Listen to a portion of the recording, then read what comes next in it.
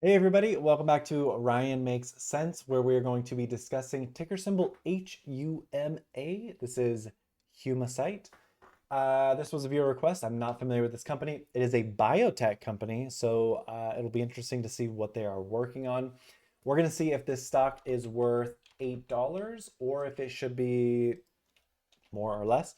We're going to look at some advanced charting to see if we can find a pattern and kind of draw out supports and resistances.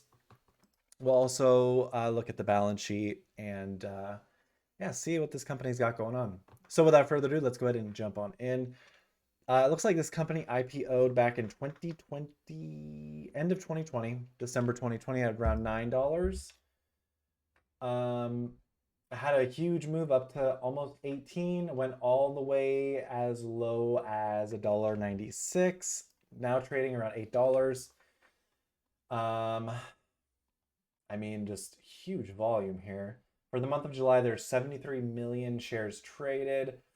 Back in May, there was 64, almost 65 million. So huge month, huge growth over the past couple months. The strength looks like it is with the bulls. Momentum is with the bulls. The money flow is on with the bulls. And the relative momentum indicator gas going up. You could see it was scraping the bottom of the ocean and now it's kind of making its way up. This is the tall tell sign of biotech companies. No sales, losing $105 million. The only thing that saves them is their quick ratio. You can see they have cash in relation to their debt and their equity. So normally this falls off of my stock review because there is no sales for this company. However, let's see uh, what made this stock go up.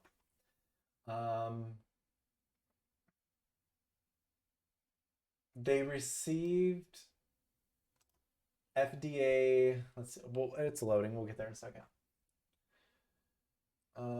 Application was granted.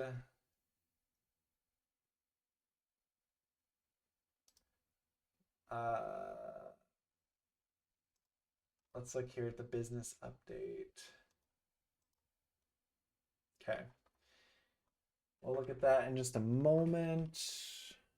Yeah, no sales, no sales.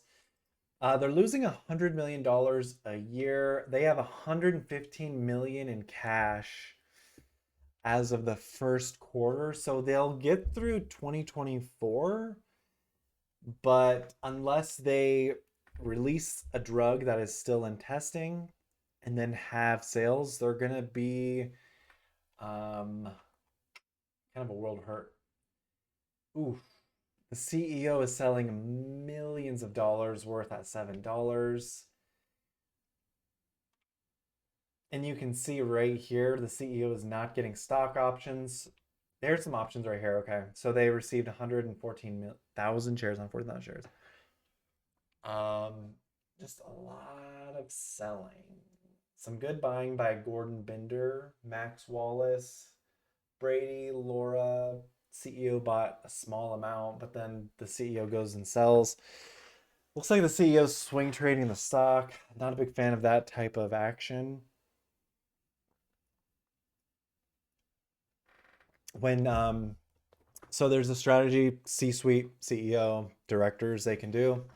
When they buy the stock, it shows up on certain scanners. Different institutions and investors, traders get an alert. It shows up, but it's really deceiving because let's use our CEO for an example. They purchased $15,000 worth, but then they go ahead and sell $13,000 worth. They purchase $15,000 worth and go ahead and sell over $4 million worth. So it's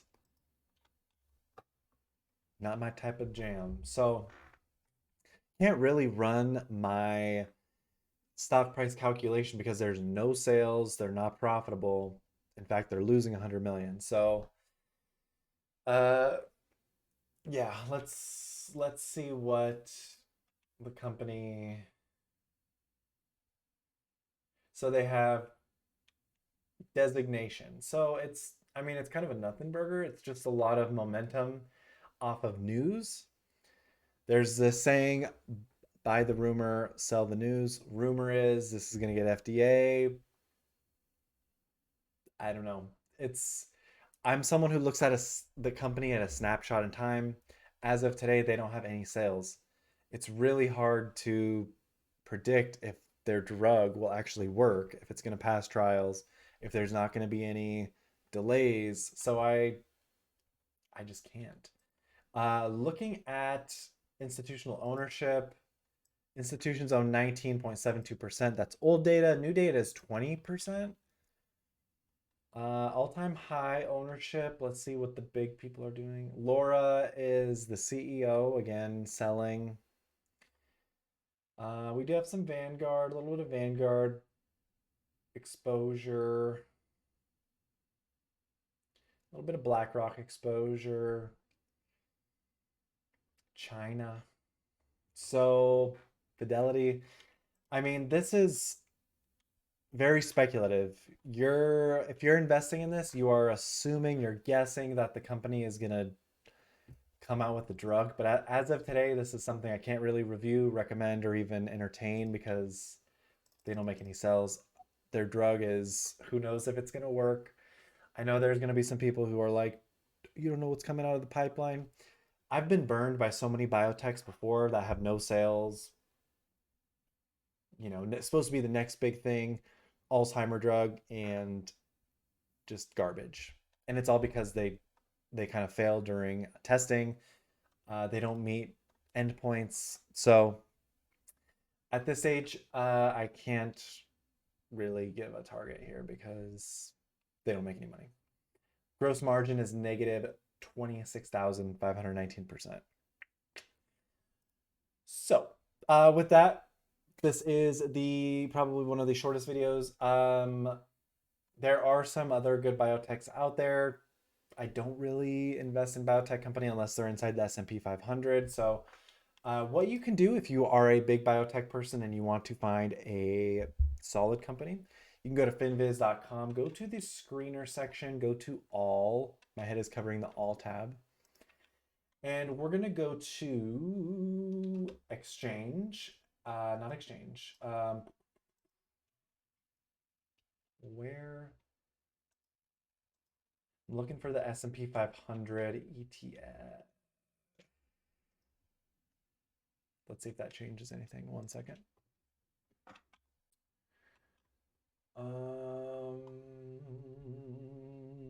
Not quite. Okay, so we have our index of S&P 500. And then the sector, we're going to go to biotech. Sorry, industry. Biotechnology. So the S&P 500 has 5 biotech stocks. You can see they range from 118 billion. There's Regeneron, Moderna, Vertex Pharmaceuticals. I mean, all these companies they're very expensive. $1,000 stock. The cheapest is $68. And this one looks like it's been doing very well. Incyte. Look at that. Let's also look at the $80 stock.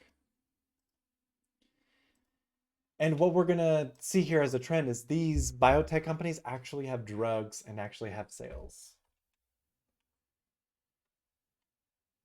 Unless I'm completely wrong. No. Sales 3.7 billion. That is fantastic. Forward price earnings is 13, which is good.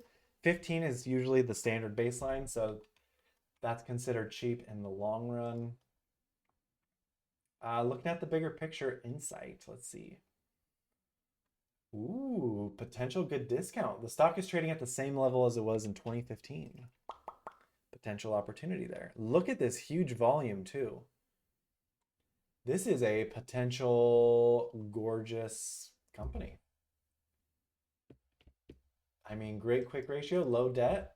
EPS over the past 5 years, almost 40%, sales almost 15%, 91% gross margins. Are you joking me? I mean, look at this. Look at this huge volume. There's never been a candle this high ever in the company.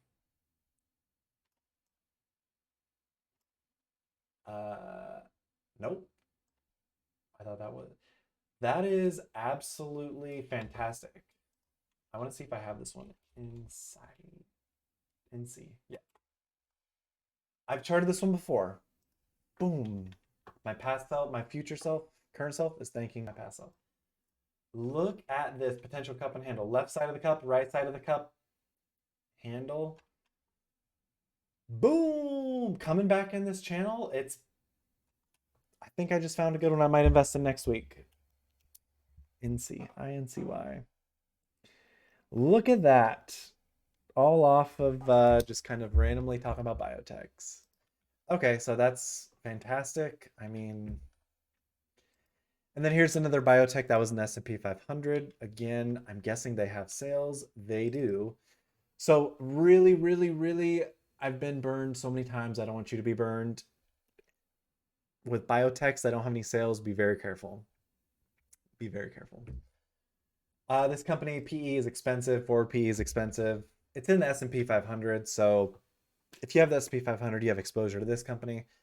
But I really like INCY. That one has me very excited. I think, what was it? INCY and INMD. I'm going to probably be buying those. You'll see me post those in my YouTube community chat. So yeah. Anyway, that's all I've got for you guys. Thanks for tuning in. I know this was supposed to be about Humacyte, but they don't have any sales. So take a lesson from me. Try to stay away from biotechs that have no sales because you're awaiting their drugs to go through testing and trials. If it doesn't meet the endpoints or is not as effective as the company thought, could really burn you. So thanks for watching. Consider subscribing. Leave a comment, thumbs up, thumbs down. Have a great day.